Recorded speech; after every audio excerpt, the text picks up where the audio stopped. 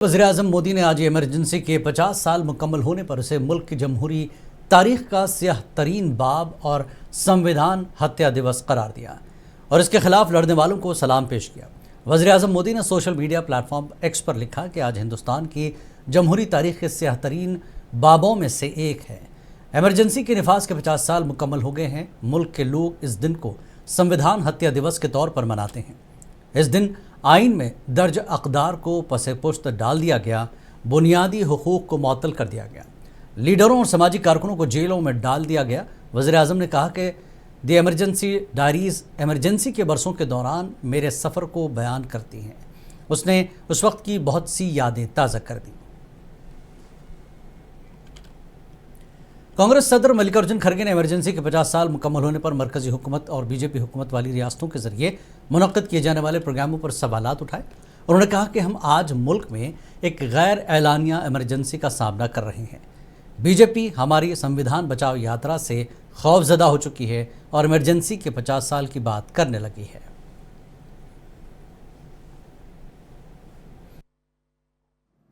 आज उनको बुद्धि भगवान ने दी, ये कहूं क्या जनता ने दी, ये कहूं मारा अब उनको बुद्धि आ गई जब हमारे 1 साल से चल रहा है संविधान बचाओ यात्रा,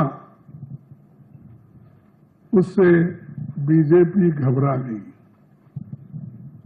घबराने के बाद ये जो पूरे देश में चला था तो घबराकर इन्होंने ये संविधान के खिलाफ कुछ ना कुछ वो कहना उनको है, तो इसीलिए वो क्या कर रहे हैं कि 50 साल का इमरजेंसी की बात अब कर रहे हैं। मैं कौन क्या कहा ये नहीं बोलना चाहता हूं, मैं सिर्फ इतना ही बोलना चाहता हूं, जो लोग अपने गवर्नेंस में नाकामयाब रहे,